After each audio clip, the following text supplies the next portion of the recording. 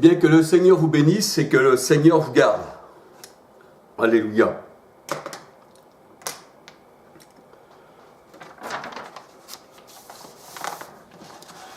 Vous savez, comme on appartient au Seigneur, mais qu'on ne marche pas dans les églises protestantes, témoins de Jéhovah, adventistes, assemblées de Dieu, pentecôtistes, et j'en passe, eh bien, on est critiqué. Mais vous savez, comme on est critiqué, c'est que l'Esprit de Dieu repose sur nous. Parce que le monde, lui, n'aime pas que l'on marche selon la parole de Dieu. Le monde a ses sectes. Et dans la secte, il y a un cercle. Et le cercle, il ne doit pas être dépassé. Si seulement un doigt de pied se met hors du cercle, eh bien, ça veut dire qu'on n'est pas conforme à la secte. Et je rends grâce au Seigneur, eh bien, qu'il m'a préservé des sectes. Parce que le Seigneur Jésus-Christ lui-même a bâti son Église. Alléluia. Matthieu 16, 18. Le Seigneur a bâti son Église.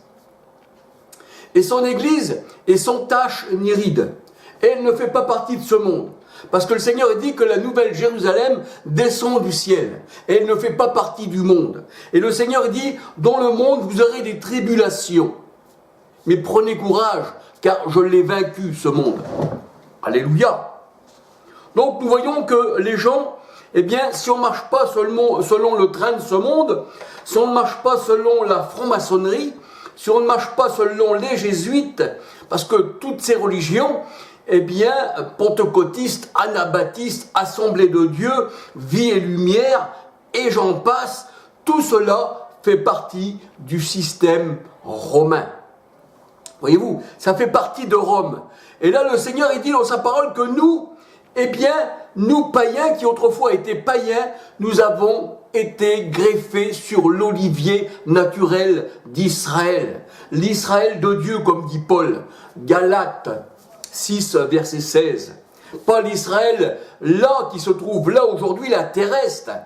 Galates 4, 21 à 31, où nous voyons vie et lumière qui va se plonger dans les eaux sales, eh bien, du Jourdain, et qui ramène, eh bien, des Bibles avec des couvercles en bois où on y trouve de l'eau terrestre et de la terre terrestre sur la couverture, et ils appellent ça, eh bien, un souvenir, eh bien, ramené d'Israël. Mais ça, c'est l'Israël selon la chair, ce que nous dit la parole de Dieu, dont 1 Corinthiens 10, 18. 1 Corinthiens 10, 18 nous dit le Seigneur qu'il y a l'Israël selon la chair. Galates 4, 21 à 31, et que son vin, ce n'est pas la vraie vigne. Le Seigneur a dit son vin, c'est du plan de Sodome et Gomorrhe. Deutéronome 32, versets 32 à 34. Et c'est pour ça que quand le Seigneur Jésus est venu, il disait aux pharisiens, qui le mot pharisien veut dire séparé de Dieu, eh bien la vigne vous sera enlevée et elle sera confiée à d'autres. Et c'est ce qu'il a fait le Seigneur. Alléluia. Il l'a confié, eh bien, à d'autres. Il l'a confié à ses élus. Éphésiens 1, verset 4. Les élus avant la fondation du monde. Qui, eux, les élus, n'ont pas choisi une religion du monde, puisque quand Jésus est venu, le catholicisme n'existait pas, le protestantisme n'existait pas, aucune religion, il y avait bien des Baals, il y avait bien des religions de l'Antiquité, mais toutes ces nouvelles religions n'existaient pas. Et le Seigneur, il dit dans sa parole, eh bien que c'est pas nous qui avons choisi le Seigneur, mais que c'est le Seigneur qui nous a choisis. Il disait ça à ses disciples. Ce n'est pas vous qui m'avez choisi, mais c'est moi qui vous ai choisi avant la fondation du monde. Alors si le Seigneur il nous a choisi avant la fondation du monde, comment que nous on pourrait choisir une religion aujourd'hui qui est venue 1500 ans après le Seigneur? Ça nous est impossible. Un élu ne choisit pas sa religion. C'est Christ qui l'a choisi et qui l'a établi. Et là nous voyons que, eh bien, les religions protestantes, pentecôtistes, anabaptistes, on va dire toutes ces religions, eh bien, que le Seigneur n'a pas planté, toute plante que mon Père n'a pas plantée sera, eh bien, déracinée. Eh bien, ça veut dire que ça ne vient pas du Seigneur. Ça ne vient pas de Dieu. Et quand on critique ces religions, eh bien, les pharisiens qui se trouvent à l'intérieur de ces religions, eh bien, nous critiquent. Et même, par leur bouche, ils disent, eh bien, je vais te dénoncer. Mais ces mots-là, dénoncer, qu'est-ce que ça veut dire dans la bouche de quelqu'un qui dirait appartenir au Seigneur, je vais te dénoncer au monde, je vais te dénoncer à YouTube. Mais déjà, YouTube, il est pour un partage.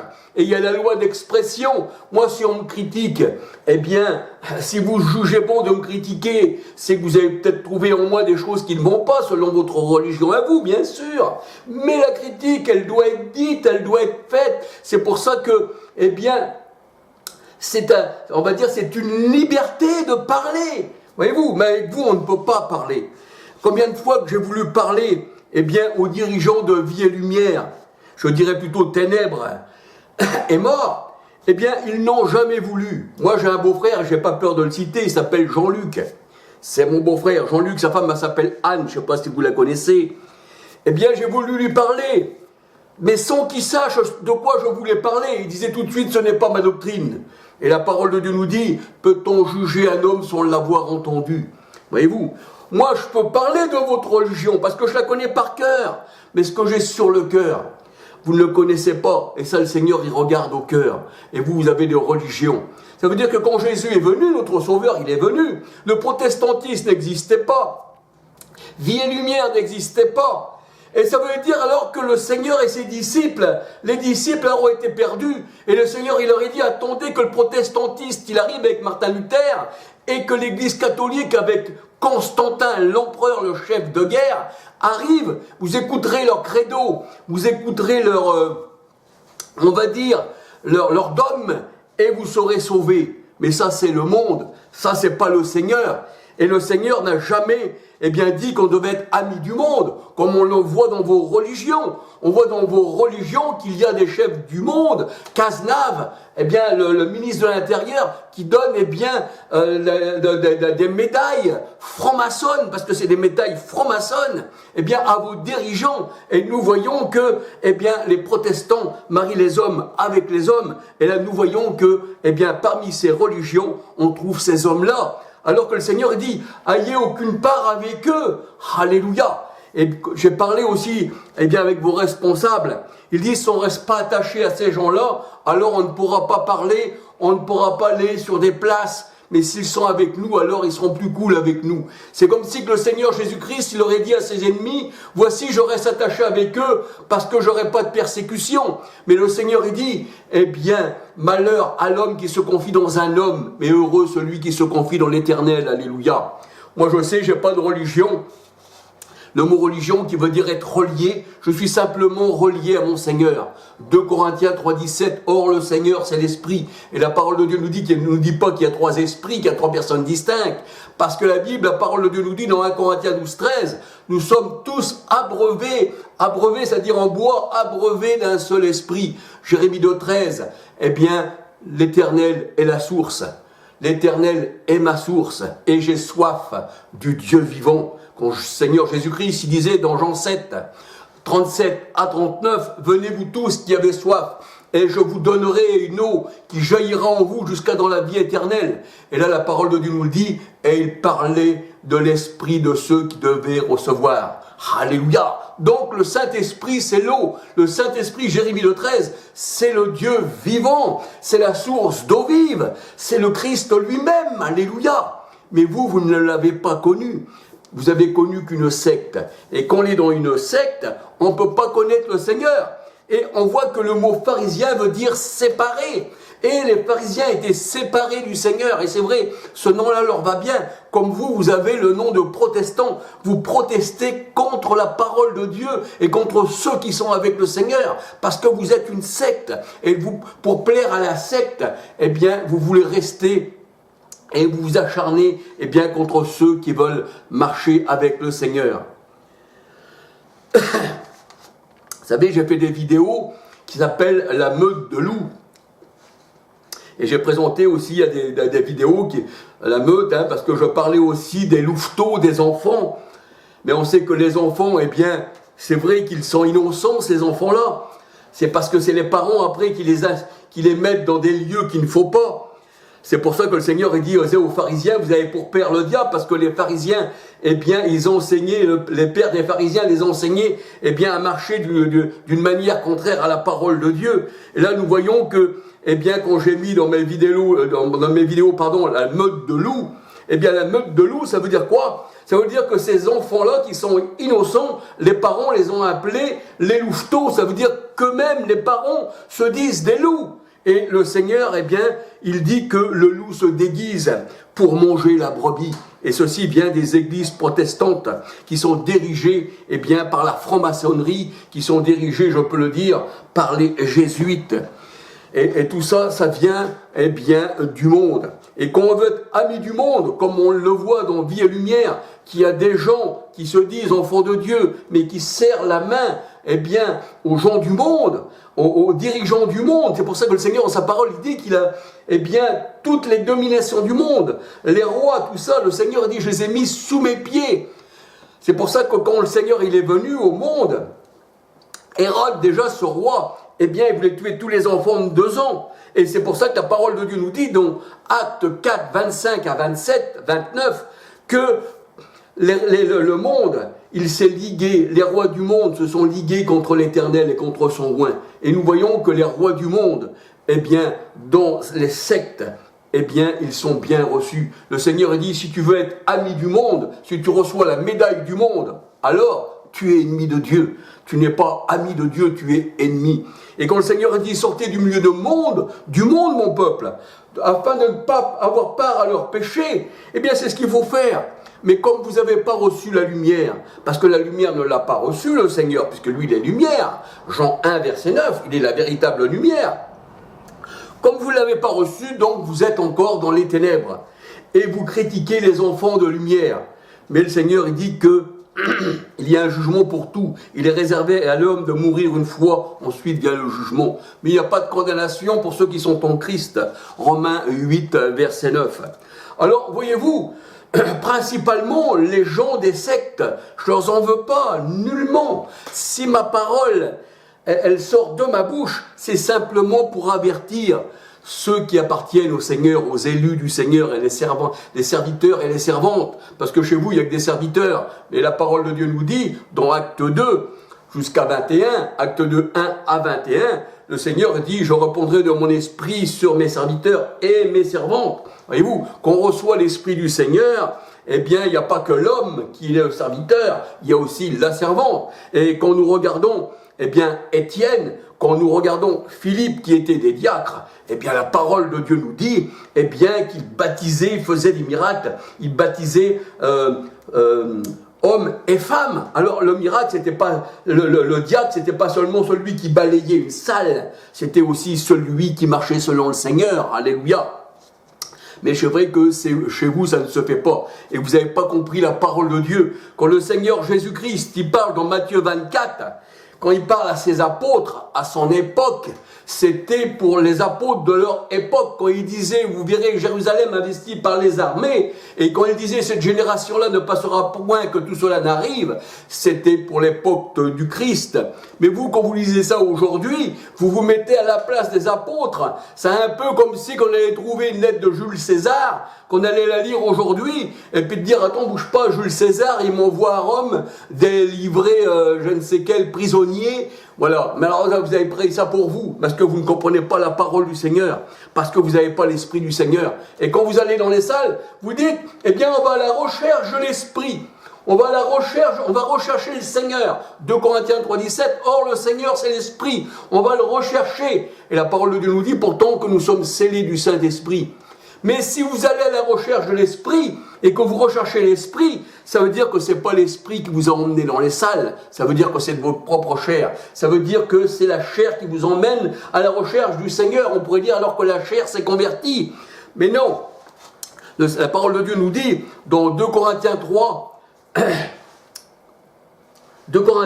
13, 6, 7, examinez-vous vous-même pour savoir si Christ est en vous. Si Christ n'est pas en vous, vous êtes des réprouvés. Ça veut dire que sans Christ, on ne peut rien faire. Jean 15, si on lit tout Jean 15, 1, qu'on lit tout, le Seigneur dit, si on ne reste pas attaché à lui, comme le sermon sur la vigne, on ne peut rien faire.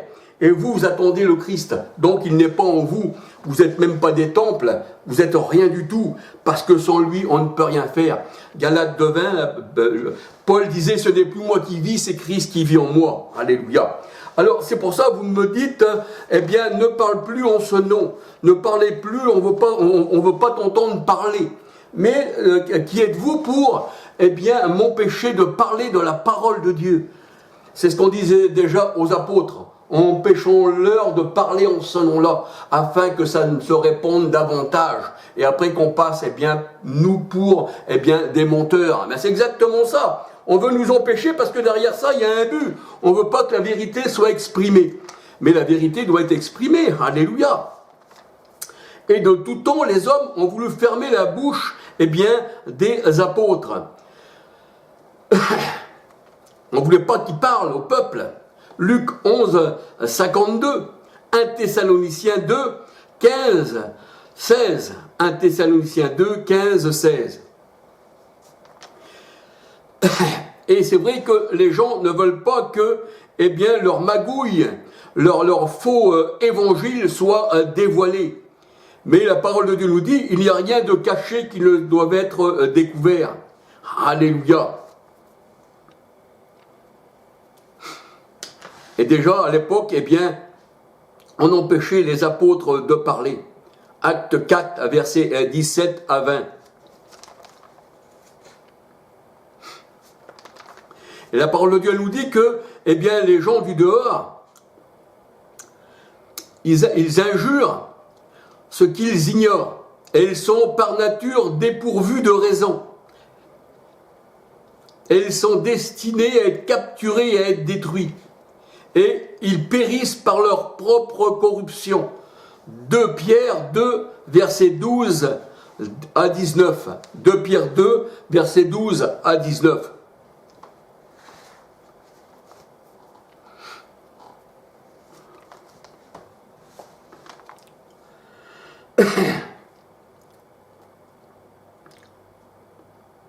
Et c'est vrai que quand la vérité arrive, eh bien les ténèbres se manifestent, empêchant-leur eh bien, de parler.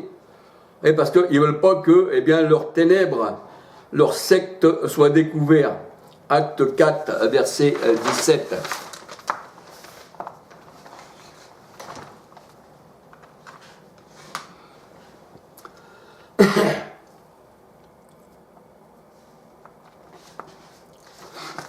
Mais il n'est pas étonnant que les sectes luttent contre le Seigneur. Parce que la parole de Dieu nous dit que les sectes, ils ont rejeté la pierre principale. Ils veulent bien bâtir, ils veulent bien faire des assemblées, mais ils ne veulent pas de la pierre principale de l'angle. Parce que la parole de Dieu nous dit, 1 Pierre 2, 4 à 10, que nous sommes nous-mêmes des pierres vivantes, et Christ est la pierre principale de l'Église, il est la tête. Mais eux, ils veulent avoir des églises, mais ils ne veulent pas, eh bien, de la pierre principale.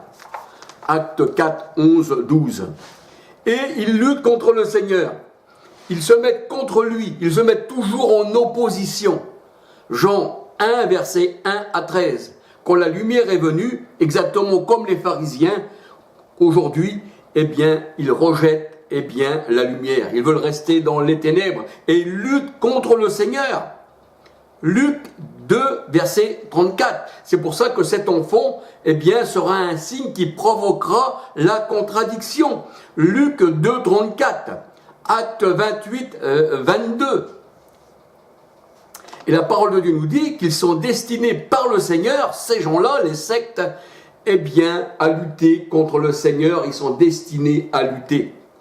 1 Pierre 2, verset 7, 8.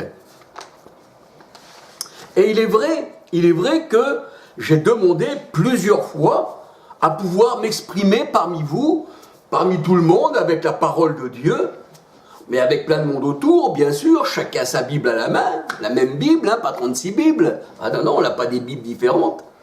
Quoique les Bibles Scofield, Darby, tout ça, c'est franc-maçon. Hein, ça nous le savons, c'est franc-maçon, c'était des francs-maçons.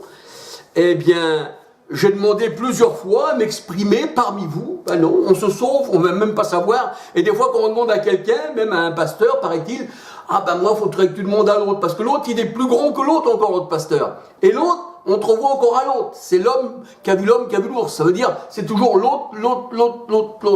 Mais jamais on donne une réponse. Et jamais quand on veut parler parmi les assemblées, parce qu'il n'y a rien de caché. Je ne vois pas pourquoi qu'on se cacherait. Parce qu'il y a quelque chose de caché, ça veut dire que ce n'est pas encore à la lumière de Dieu. Eh bien, les gens ne veulent pas. Et quand on parle à des soi-disant chrétiens ou chrétiennes, ils ne connaissent simplement pas un verset de la parole de Dieu. Ils sont carrément dans l'ignorance. Ils ne connaissent rien du tout. Ils sont exactement comme les dirigeants. Ils font partie des sectes. Alors comment ne pas, parler contre ces sectes? Comment ne pas les dénoncer? Comme nous dit la parole de Dieu. Et jamais ils n'ont voulu, parler de la parole de Dieu avec quelqu'un qui est contraire à eux. Voyez-vous? Même le Seigneur, dans sa parole, il dit comment peut-on juger un homme sans l'avoir entendu? Comment peut-on juger quelqu'un sans l'avoir entendu? Ou alors je dirais même, comment goûter un ragoût avant qu'il soit cuit, avant qu'il soit mis dans la marmite? Voyez-vous? Il faut déjà premièrement que ça mijote, que la viande, elle prenne le goût, les pommes de terre, ainsi de suite, que ça fasse le ragoût, et une fois qu'il est fait, on peut l'apprécier ou pas l'apprécier. Bien, la parole de Dieu, c'est pareil. Le Seigneur, il dit, comment peut-on juger un homme sans l'avoir entendu? Mais moi, j'ai un beau-frère qui s'appelle Jean-Luc Verdier. Je cite son nom, puisqu'il fait partie de vous, c'est mon beau-frère. Et sa femme, elle s'appelle Anne. Elle, c'est une païenne.